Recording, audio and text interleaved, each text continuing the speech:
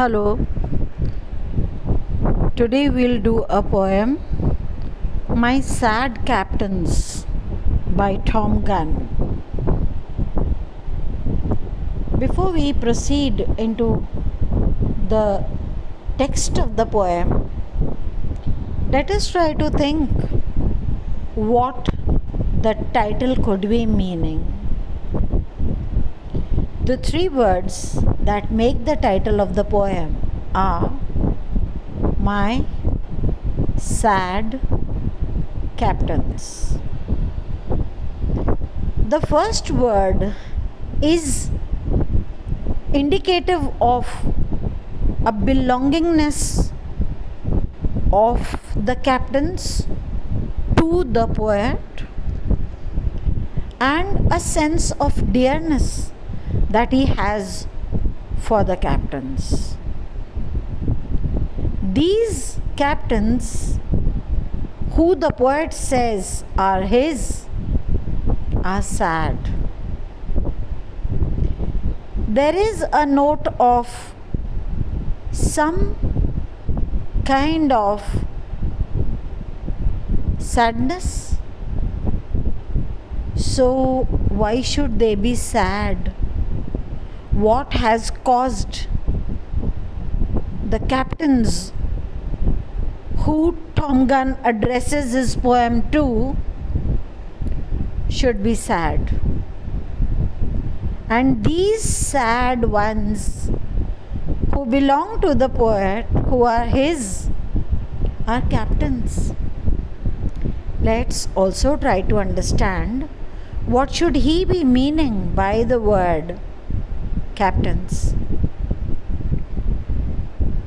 We all know captains are those authorities who steer us from one destination to the other, who are in charge of the transport of someone, or who is in charge of the maintenance of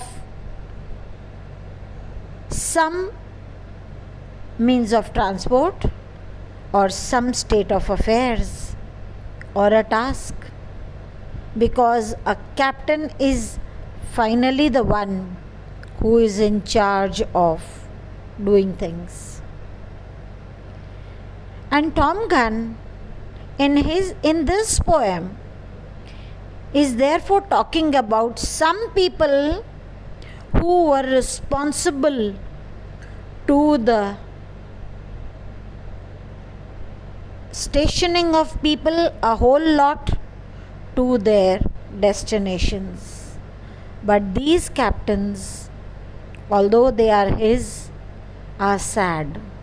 So we'll try to locate what is the my about these captains, what is sad about these, and why they still remember in the memory of Tom Gunn as captains. So we now read the poem My Sad Captains. One by one they appear in the darkness, a few friends and a few with historical names. So these captains are sad because they appear in darkness. What could be this darkness? Either it is the darkness that has encompassed them due to death, or is it because of some physical separation? There definitely is a separation, and one by one they appear. Tom Gunn is reminded of these captains not as a cluster of people where he is unable to identify one from the other, but they appear one by one. I would also say, like to tell you that Tom Gunn lost his mother at a very tender age, and this caused him disillusionment for a very long period. He was a lost soul for a very long time. So, one among these should definitely be the Captain Mother, who brought him, whose memory has made him to see a destination. When after the lifting himself from that depression, when he took to writing poems, he should be remembering her as one of the captains. This is just an estimation, because once I told you, and as is understood for people of literature, that you cannot be very sure of the genesis of any work of art, any work of literature. You can't be sure of what drove the poet or the artist to make this work of permanent value stand before us. We only aim at approximations. We only try to see what could be the probable force, the probable intention behind writing it. So, in the poem, My Sad Captains, he begins by saying that one by one they are quite many, appear in the darkness. And among these people, a few friends. We all know that friends are one of the very big motivating factors. So, a few friends who are dear to us, and a few with historical names. So, there could be some captains who have steered us into our destinations. Some people who were not very closely known to us, but their impact upon our hearts has caused us to be where we are. How late they start to shine. So it's very late. The poet is sufficiently grown up. He is in the middle of his life, and because he died very young, he died unexpectedly because he suffered from a heart attack. So he says that how late they have started to shine. I couldn't see, I couldn't visualize their importance until now, until this point of time, when I am sitting and I see them appear one by one before me. So how late they start to shine. But before they fade, they stand perfectly embodied. So when they are passing through this vision that I am having of them, before they fade, I can identify them perfectly well. Who comes here? And he has perforce not mentioned, because when you name someone, you have ended the charisma. It is best not to name and leave your readers also to believe, also to move in the stead of the poet, and see that this has been an experience not just with the poet, but which is with all of us. So they stand perfectly embodied, all the past lapping them like a cloak of chaos. The past is lapping them, is moving them, is shifting them like a cloak of chaos. They were men who, I thought, lived only to renew the wasteful force they spent with each hot convulsion. So these people, when they were on earth, what they were doing? They were only renewing the wasteful force. Now here, the tone of the poet comes from admiration to a kind of contempt, to a kind of dispassionate admiration. He's not very passionately admiring of them. So they lived only to renew the wasteful force they spent with each hot convulsion. Each one was trying to do something to the world. They did it as the other one struggled to do it. So we all know, let's take an analogy that I have had teachers. They worked very hard to bring home to me the concepts that should have been brought for my scholarly pursuit. They are now out of the scene and I move in their stead. And now I am doing the same thing. They did their very best to bring home to me the concepts. How much could they do? Will be visible in what I am able to do.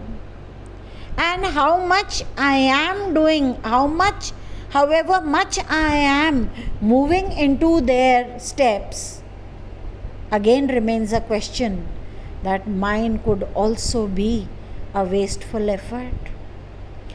I am only trying to renew that wasteful force. People try to work it out, but some of that gets wasted.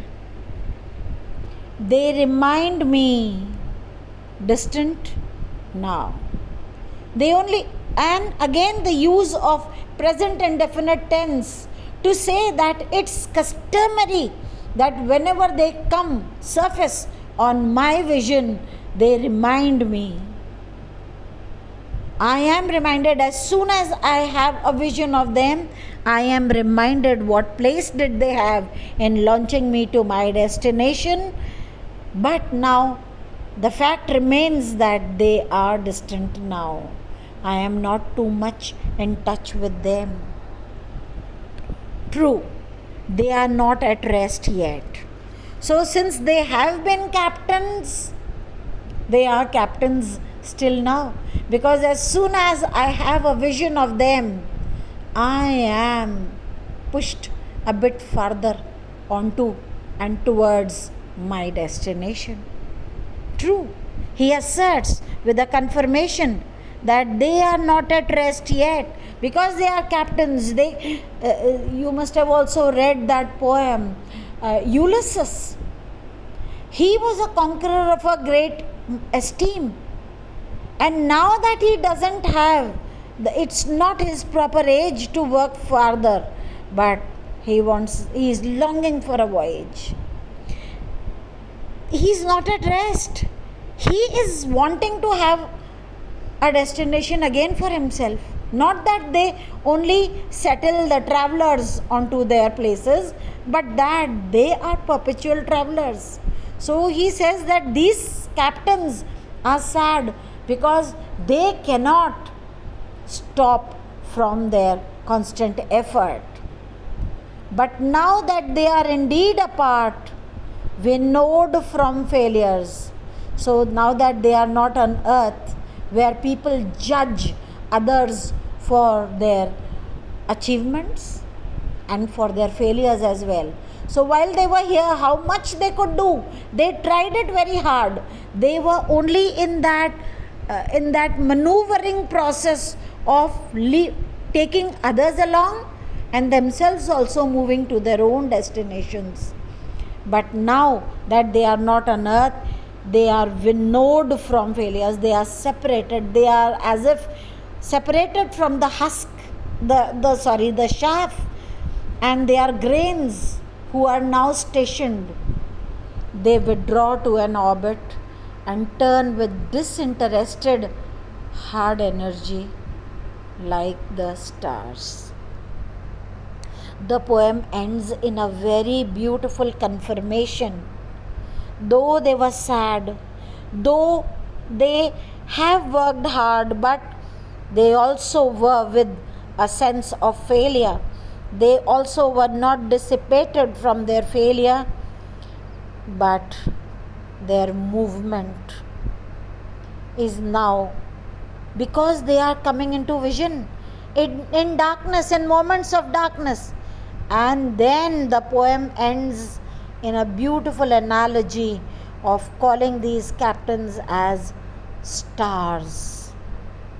Stars are heavenly bodies with their own shine.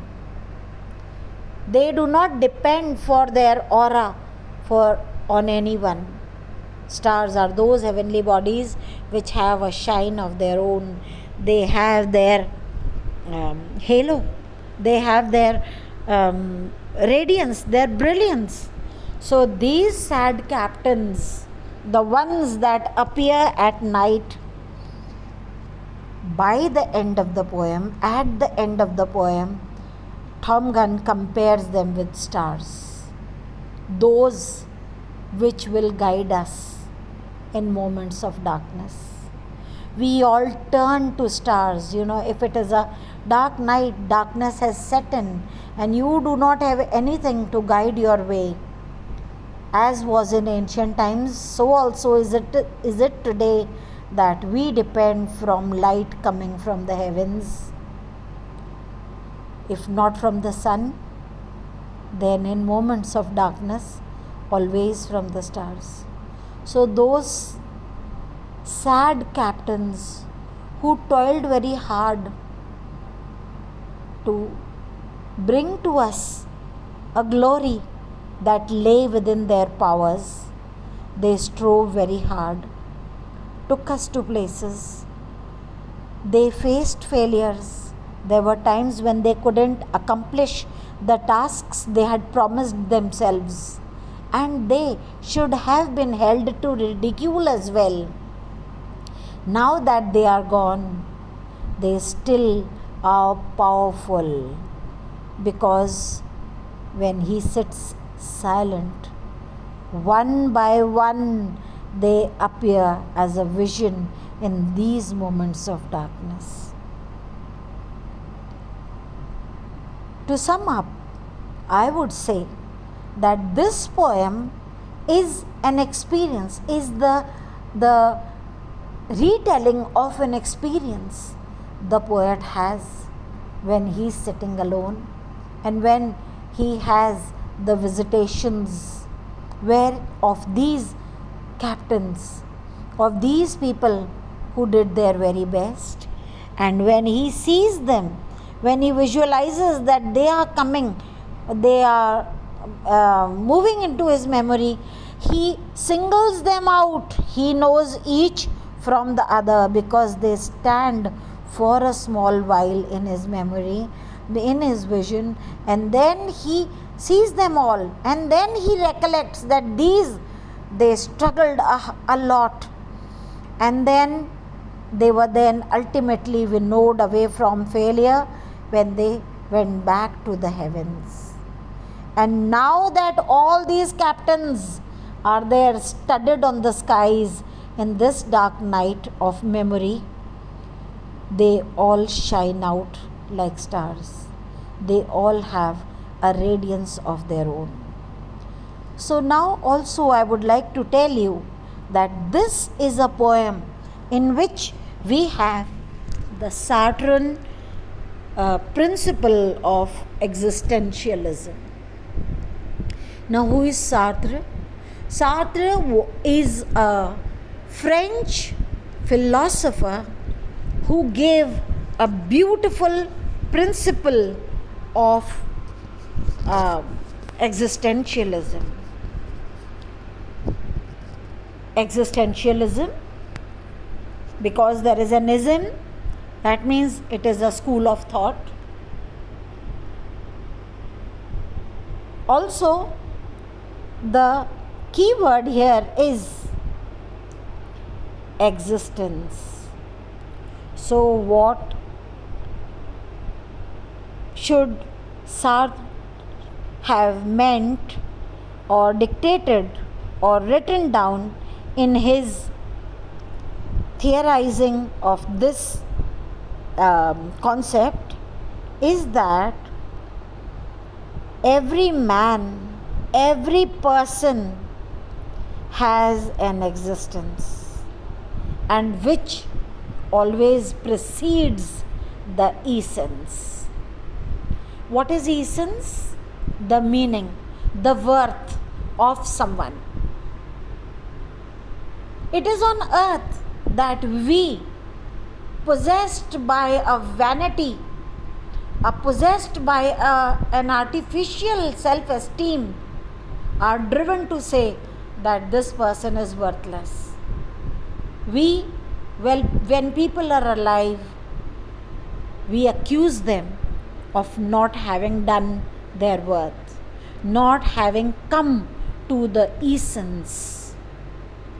But Sartre says that not everyone, not essence is important, not your worth is important, but what is important is also the existence. You cannot deny that I stand before you, that I am teaching you. You may call me worthless, you may think me a person without an essence, but you cannot negate my existence.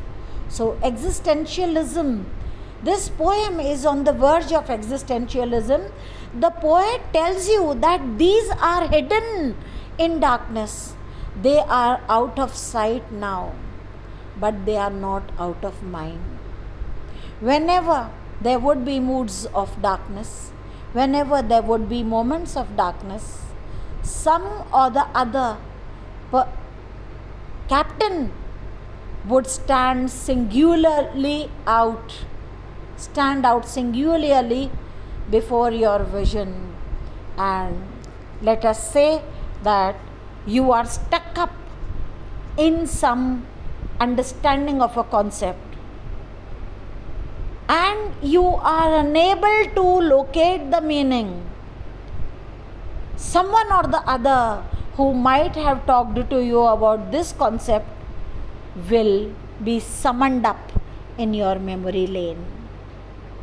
So, this existence, you might have negated the presence of this captain when he was physically before you, but you cannot negate that he exists like stars. Stars do us no practical good because they are so far away, and we keep negating when it is broad daylight. We refuse even to acknowledge that there is someone still existing in the sky. It is only because the shine of the sun has prevented their rays from reaching to us, but they do stand there, they do exist. The essence is the matter of your need and their presence. So these sad captains are everyone and anyone who might have steered us. They are all stars on our path. They guide us. But ironically enough, the ones who we have said are small, the one who we have believed are small, and ones not visible at all times. But just as stars are not visible in the daytime, so also a sun is not visible at night. The existence of sun is sanctioned in a time when we face him, and so also the existence of stars is sanctioned to them when we face them. But for stars, we really need to be in the dark so that we can see that they are there. They have been there. And also, the sun is a star. Only that it's our need It's our wrong convictions that make us to believe that one is more important than others. So those who have faded from our memory, we cannot deprive them of the existence that they have. Tom Gunn existed in an age when Philip Larkin was there and Ted Huey was there, the two shining stars. Tom Gunn shouldn't be mistaken for a lesser star. Thank you.